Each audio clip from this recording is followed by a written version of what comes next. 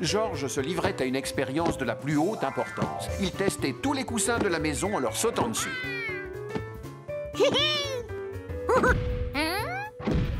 Oh, ce coussin-là faisait un drôle de bruit.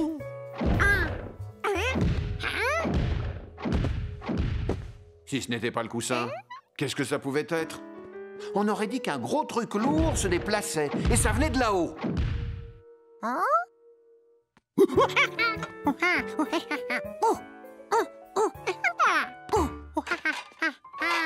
Tu as sûrement entendu notre nouveau voisin du dessus. Il a emménagé la semaine dernière. Non, ce qu'il avait entendu était bien plus lourd que ces quelques pas. Mais qu'est-ce que tu fais? Qu'est-ce que tu t'imagines encore? C'est seulement le voisin qui marche et rien de plus? Tu crois qu'il aurait adopté un animal de compagnie?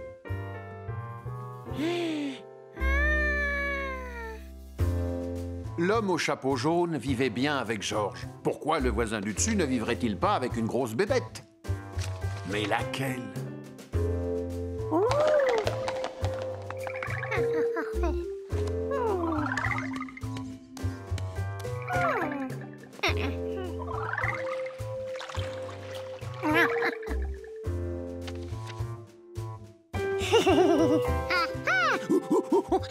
C'était ça. Le nouveau voisin vivait avec un éléphant.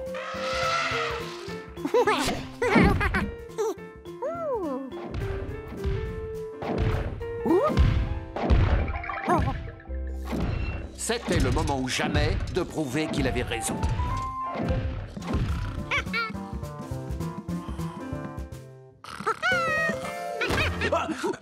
Georges! Quoi, tu as fait un cauchemar avec des éléphants?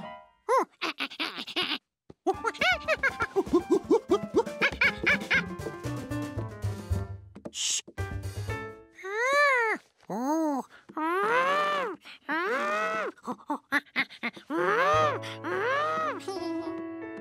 je crois que maintenant on évitera les livres d'animaux le soir. Apparemment, ce genre d'image te fait faire des rêves angoissants. Voilà une meilleure lecture pour t'endormir. Ouistiti au pays des rêves. Bonne nuit.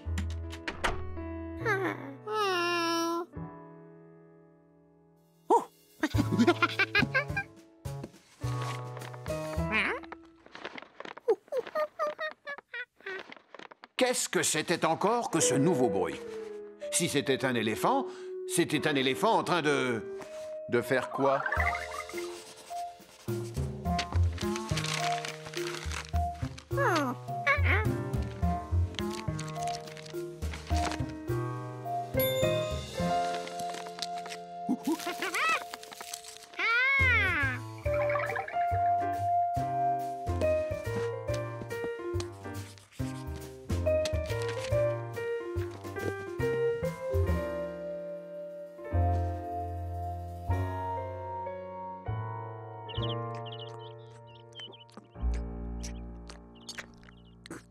Oh, je n'ai pas réussi à fermer l'œil de la nuit.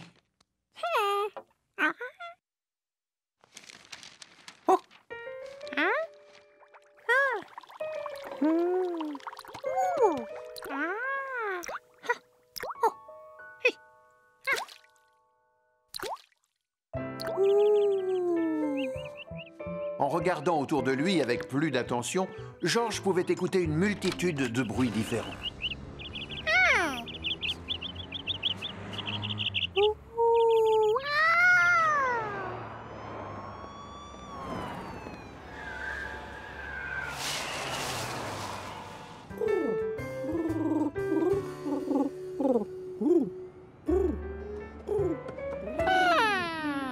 Juste au-dessus, il y avait le balcon du mystérieux voisin.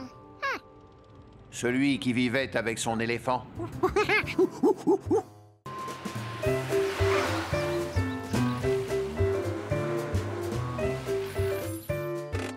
Transporter un tapis n'a jamais été une partie de plaisir, encore moins quand on est tout seul. Georges était ravi de pouvoir aider son ami, l'homme au chapeau jaune. Je vais le porter par un bout et toi, tu vas veiller à ce que l'autre bout ne traîne pas par terre, d'accord?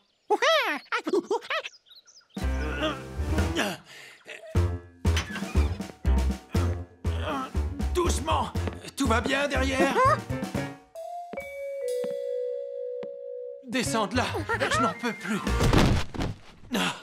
Ouh. Merci, mon petit Georges. Tu ne peux pas savoir comme je suis content d'avoir acheté ce tapis. Georges trouvait que le gros rouleau allait bien dans la pièce.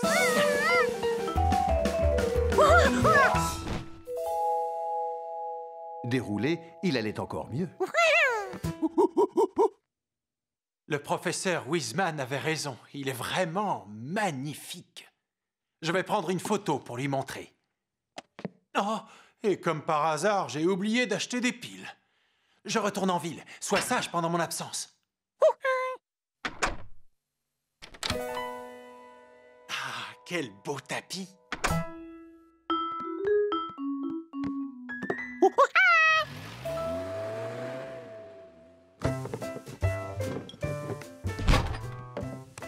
Tous ses efforts lui avaient donné soif. Très soif.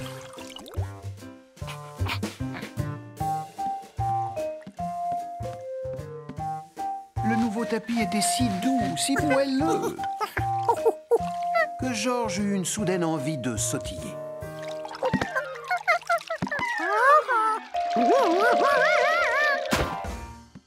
Catastrophe! Son jus de fruits s'était répandu par terre. Il devait nettoyer la tache de jus de raisin avant le retour de son ami.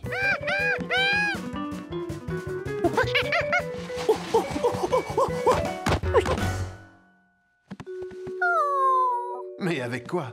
Du papier? Pas suffisant. Du savon? Ça serait mieux. Et s'il y ajoutait un peu de lessive? Ça serait encore mieux. Et un peu de bain moussant, histoire de supprimer l'odeur du jus de fruits.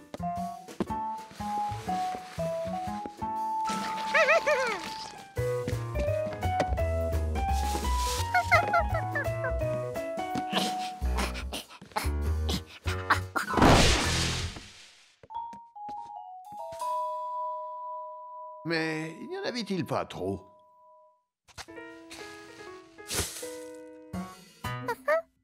Voilà, comme ça c'était parfait.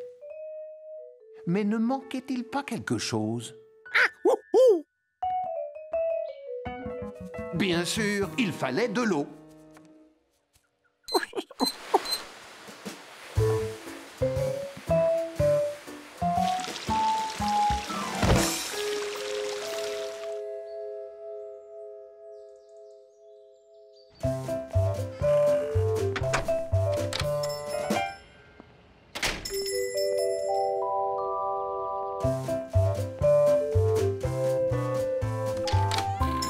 Bonjour, que puis-je pour vous? Je voudrais vous acheter ce tabouret. Il ira très bien avec mon superbe nouveau tapis.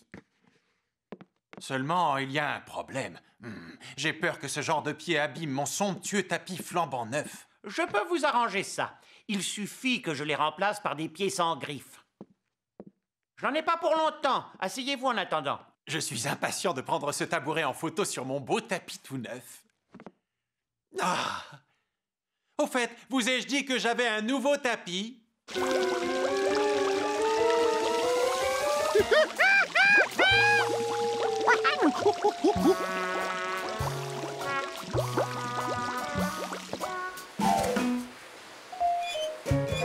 Georges devait maintenant évacuer toute cette eau pour voir si le tapis était propre.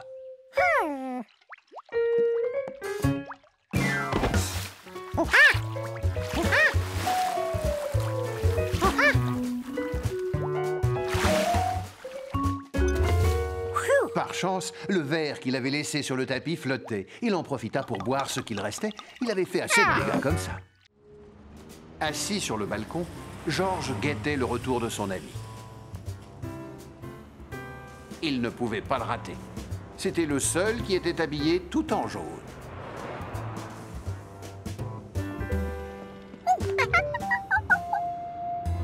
Enfin, presque le seul.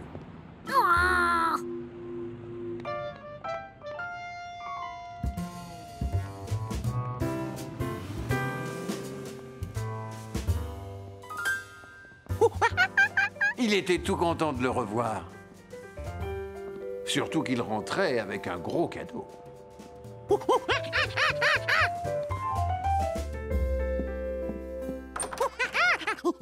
Bonjour, mon petit Georges. Tu as passé une bonne matinée? Est-ce que tu as été sage, au moins? Ah, ça me fait plaisir.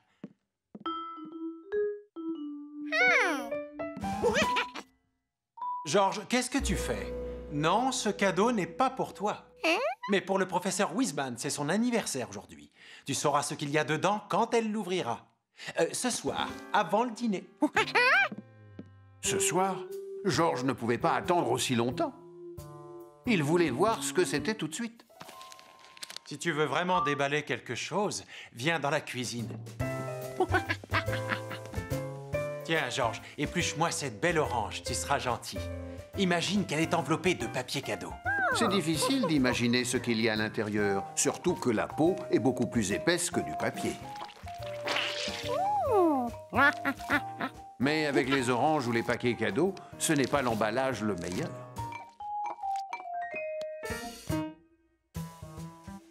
L'oignon, lui, avait une peau qui ressemblait davantage à du papier. Mais son odeur n'était pas un cadeau.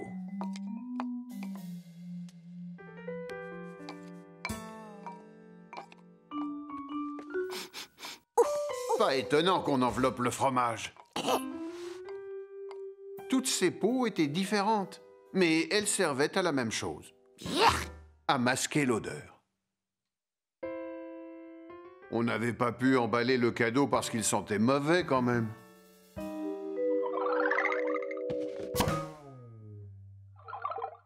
Maintenant, tu peux m'éplucher une pomme, s'il te plaît? Les fruits sentaient tellement bon que Georges était prêt à en éplucher des tonnes.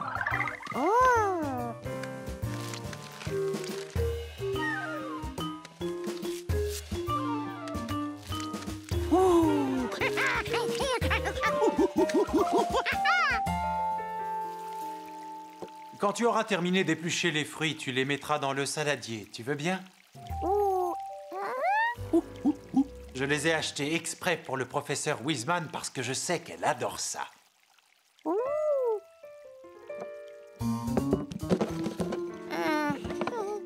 Georges, tu peux aller me chercher mon pantalon?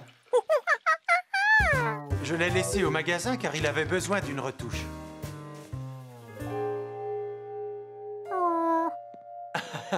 Ne t'inquiète pas, on ne l'ouvrira pas sans toi.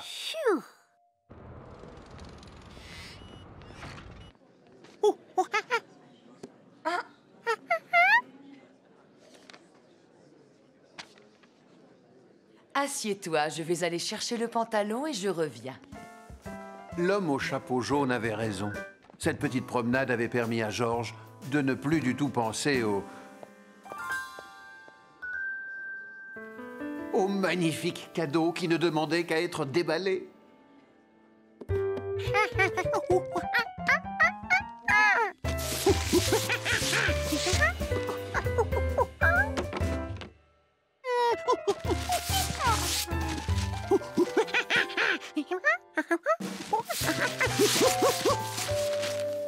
Il n'y avait rien à manger, rien à sentir, rien de rien. Ça alors, quelle idée d'emballer des boîtes vides. Georges ne pouvait pas attendre que les journaux soient secs. Il avait assuré à Billy qu'il les livrerait. S'il ne tenait pas sa promesse, Billy risquait de perdre son travail à cause de lui. L'homme au chapeau jaune allait sûrement trouver une solution pour éviter ça.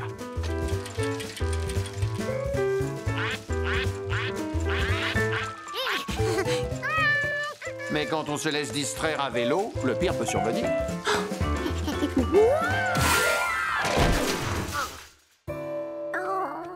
Heureusement qu'il portait un casque. Le vélo, lui, était en 1000 morceaux.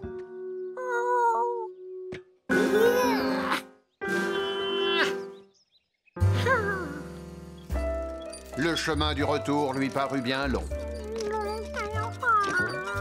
Oh! George. Tu cherches quelqu'un qui pourrait réparer ta bicyclette? Oh, oh non, pas moi. Non, pas Leslie. Allez, suis-moi.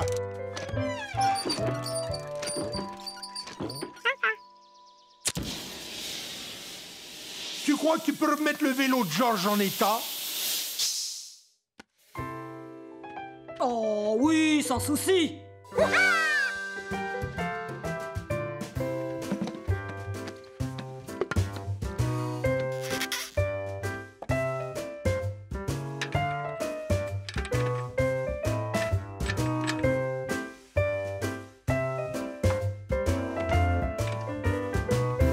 Bon, on va redresser ta roue.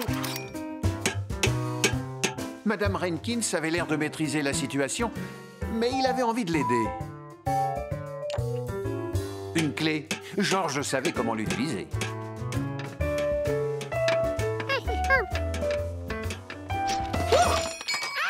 Oh, bah ça va déjà mieux. Essayons d'arranger ces rayons maintenant.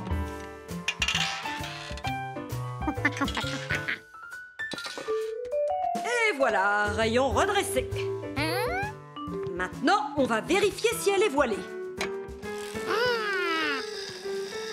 Bien, il reste à s'assurer de l'état de la chambre à air. Ah, elle a besoin d'une rustine.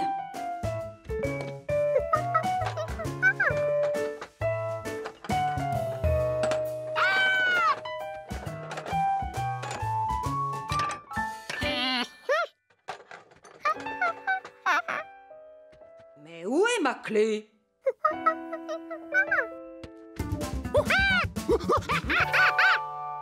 Oh, merci, George.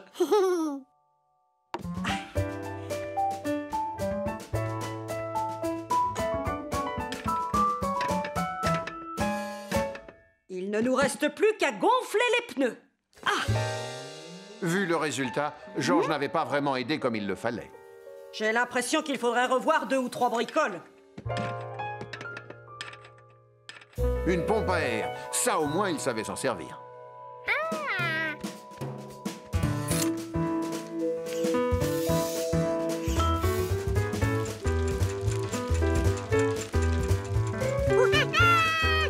Et sois prudent, George. George roula à toute vitesse pour prévenir l'homme au chapeau jaune de son problème de journaux. George, j'ai une surprise pour toi.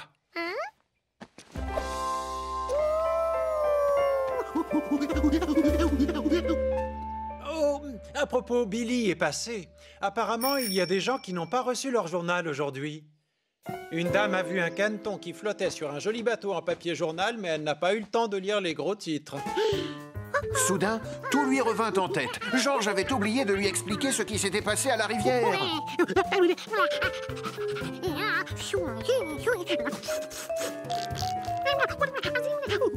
Ne t'affole pas, George. On va acheter un paquet de journaux et on va aller les livrer tous les deux.